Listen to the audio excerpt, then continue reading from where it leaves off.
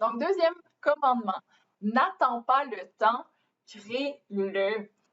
Je vais vous raconter une petite histoire pour commencer. Une petite histoire qui est presque triste en fait. C'est l'histoire de ma tante. Ma tante, elle était sœur. Donc, elle a travaillé dans toutes sortes de pays et elle a eu une vie très, très active où elle s'est dédiée aux autres. Et elle avait une passion, c'était le crochet. Elle adorait faire du crochet. Et malheureusement, avec son travail, elle voyageait tout le temps, elle était très occupée, puis elle ne pouvait pas traîner de l'équipement euh, avec elle. Donc, pendant qu'elle a vécu sa carrière dévouée, elle gardait une petite boîte avec son kit de crochet. Elle se disait, quand je vais être à la retraite, je vais me mettre au crochet. Puis elle s'est dit ça toute sa vie, pendant toutes ses missions. Puis quand enfin elle a terminé sa carrière de sœur qui est tombée à la retraite, elle a voulu se mettre au crochet. Bien, entre-temps, elle avait développé beaucoup d'arthrite, puis ses mains lui faisaient mal. Et finalement, elle n'a jamais pu vraiment en faire. Puis quand on m'a raconté cette histoire-là, j'ai trouvé que c'était tellement une histoire touchante parce qu'on réalise à quel point, des fois, on se dit, oh, plus tard, je vais le faire plus tard, je vais le faire plus tard. Mais le plus tard, il n'y arrivera pas. C'est maintenant qu'il faut le faire. Si tu as une passion maintenant, c'est maintenant qu'il faut le faire.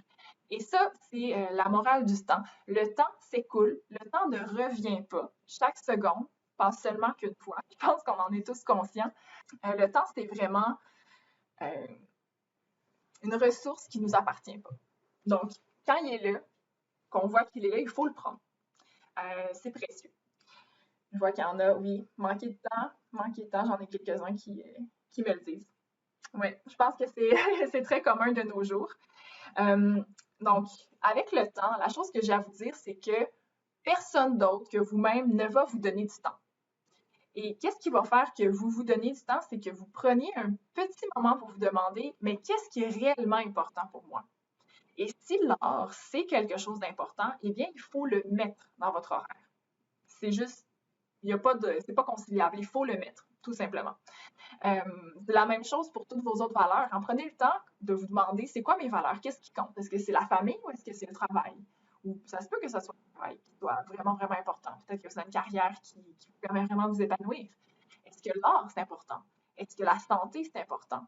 Puis, faites l'exercice de remettre en ordre vos valeurs, puis vous allez vous rendre compte que des fois, notre valeur la plus importante, on ne lui accorde pas assez de temps.